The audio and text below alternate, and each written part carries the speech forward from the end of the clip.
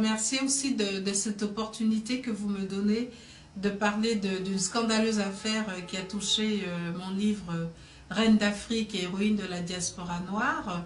Parce que vous savez, quand on fait ce genre de travail, ce genre de recherche, pour nous, historiens africains, c'est une façon aussi de nous réapproprier notre histoire. Jusqu'à présent, notre histoire a surtout été écrite par des gens de l'extérieur qui nous ont colonisés et qui ont porté sur le continent, sur ces peuples, un regard biaisé, un regard particulier, dans le sens où ils ont voulu toujours hiérarchiser à la fois les hommes, les races, entre guillemets, les faits, et on nous faisait toujours apparaître comme des gens inférieurs.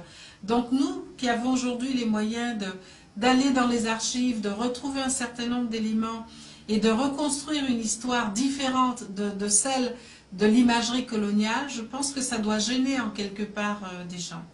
Alors, mon livre a été publié à la fin de 2004 par les éditions Sepia, qui est un éditeur français, et cette version française a eu beaucoup de succès auprès du public et qui m'a permis de voyager un peu partout pour faire des présentations et des conférences.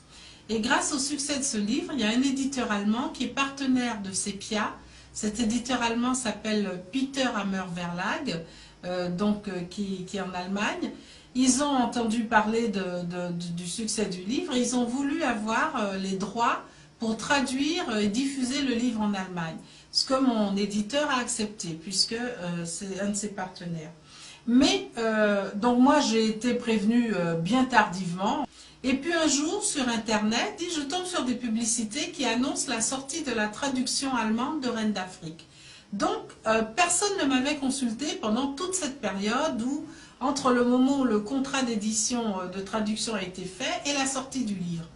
Et sur les publicités, le livre était censé sortir 15 jours après. Donc je découvre et dans 15 jours, mon livre sort en allemand. Donc je suis étonnée, j'appelle mon éditeur, je dis mais je ne comprends pas. On annonce la sortie du livre. Or moi, dans mon contrat, j'avais demandé que quand une traduction doit être faite, il faut qu'on puisse contrôler la validité de cette traduction par rapport à l'original, parce que ça sort sous mon nom, et savoir s'il n'y a pas de problème. À ce moment-là, ils me répondent « Ah oui, je pensais qu'on vous avait informé, donc on va demander à l'éditeur allemand une copie. » Je reçois quelques jours plus tard une copie du manuscrit allemand, et c'était 3 jours avant la sortie prévue de ce manuscrit allemand. Donc moi, je ne comprends pas un mot d'allemand, je dis à mon éditeur, bon, je vais chercher quelqu'un, normalement c'était à lui de faire ce travail, mais je dis, je vais chercher quelqu'un qui me traduise ce livre pour voir s'il n'y a pas de problème dans la traduction. Donc je me mets à chercher, mais bon, ce n'est pas très facile, hein, surtout que les cabinets de traduction me demandaient 10 000 € pour faire ça, je ne pouvais pas payer ça. Donc il fallait que je trouve quelqu'un de fiable et de compétent, et qu'on me présente une dame qui est allemande, bilingue, professeure d'allemand en France, elle vit en France depuis de très nombreuses années, et qui accepte de me prendre ce manuscrit pour l'étudier. Donc elle prend le manuscrit et moi je continue mes recherches sur Internet et dans l'intervalle je me rends compte que le livre a été publié en Allemagne entre décembre et janvier, je n'arrive pas à savoir la date, alors que je n'avais pas encore eu le temps de faire voir la traduction. Donc cette dame lit mon livre d'abord, ensuite prend la traduction et elle m'appelle un jour, enfin je lui avais fait envoyer les 2 ouvrages, je ne la connaissais pas encore. Elle m'appelle, elle me dit « je veux vous rencontrer » et quand je l'ai rencontrée, elle avait les larmes aux yeux. Elle me dit « écoutez madame, j'ai lu votre livre qui est magnifique et je suis allemande, j'ai honte de ce qu'on a fait de votre livre, c'est du sabotage. » On se met à travailler, à traduire le livre, elle me dicte les choses et vraiment là ça a été le coup de massue, le choc, le traumatisme. Ces gens ont entièrement réécrit mon livre, ils ont enlevé plus de 400 paragraphes, ce livre Reine d'Afrique, l'original fait 300 pages sur un petit livre comme ça. Ils ont enlevé 400 paragraphes et à la place, ils ont complètement falsifié l'histoire de l'Afrique et des clichés racistes où les Africains sont traités de cannibales, ce que je n'ai jamais écrit dans mon livre, où on raconte que les chefs africains ne savaient même pas utiliser des chaises, qui s'asseyaient sur le dos de leurs esclaves, ce que je n'ai jamais dit dans mon livre. Et chaque fois qu'il y avait des paragraphes qui parlent des résistances, qui parlent de la vitalité, qui parlent du commerce des anciennes sociétés africaines, tout ça, ça a été gommé pour donner une autre image. Ils ont ridiculisé les grands personnages de l'histoire d'Afrique. Bref, c'est un vrai travail de révisionnisme et de sabotage.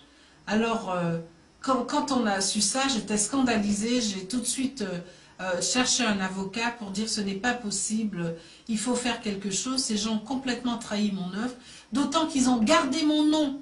Ils ont gardé le titre de mon livre, ils ont gardé mon nom. Quelque temps plus tard, j'apprends par des sites et des échos que le livre a suscité un grand scandale dans la communauté afro-germanique, parmi les intellectuels.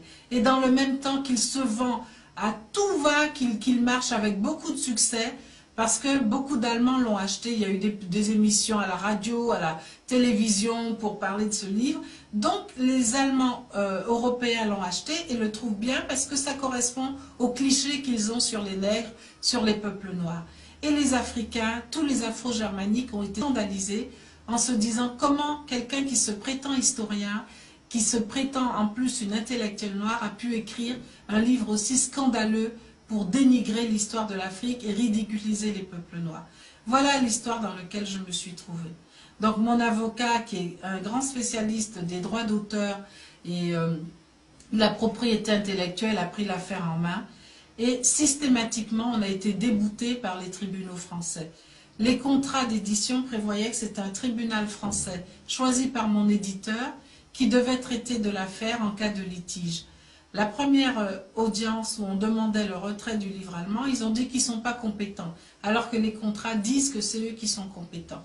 Ils ont reconnu qu'il y avait effectivement un problème de contrefaçon, hein, puisque l'ouvrage n'était pas le même, mais ils ne sont pas compétents. Mon avocat est allé sur le fond, toujours au même tribunal de Créteil, qui n'ont même pas abordé la question qu'on leur posait, c'est-à-dire la contrefaçon et la responsabilité de mon éditeur.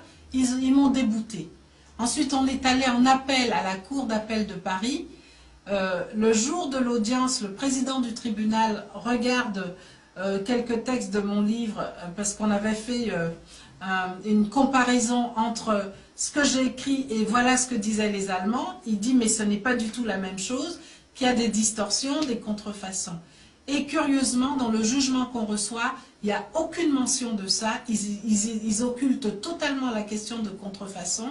Ils disent, puisque c'est l'histoire de l'Afrique, ça n'a pas d'importance qu'on écrit n'importe quoi. Et ils ont créé une jurisprudence discriminatoire pour dire que deux éditeurs, l'éditeur français et l'éditeur allemand, ne sont pas responsables, qu'ils pouvaient faire ce qu'ils voulaient. Alors que la loi française et la loi européenne protègent les auteurs en disant qu'on n'a pas le droit de changer un texte sans l'accord de l'auteur. Là, moi, je suis une auteure noire. Bon, ça n'a pas d'importance, donc ils peuvent faire ce qu'ils veulent avec notre travail. Voilà le combat que je mène aujourd'hui et qui m'a épuisée, qui m'a vraiment ruinée. Et je ne comprends pas que dans ce pays qui se prétend le pays des droits de l'homme, hein, qu'on puisse aujourd'hui prendre le travail de quelqu'un, d'un historien, d'un intellectuel, complètement le saboter, le piétiner, écrire n'importe quoi et trouver que c'est normal. Alors que ça aurait été un auteur européen, français, blanc, on aurait enlevé 3 mots, ça aurait suscité un tollé parmi tout le monde intellectuel ici. Je vous dis, aucun journal, aucun média français n'a accepté de parler de cette histoire. Seulement une journaliste pour un site internet a mené une enquête. Elle a été scandalisée de ce qu'elle a découvert.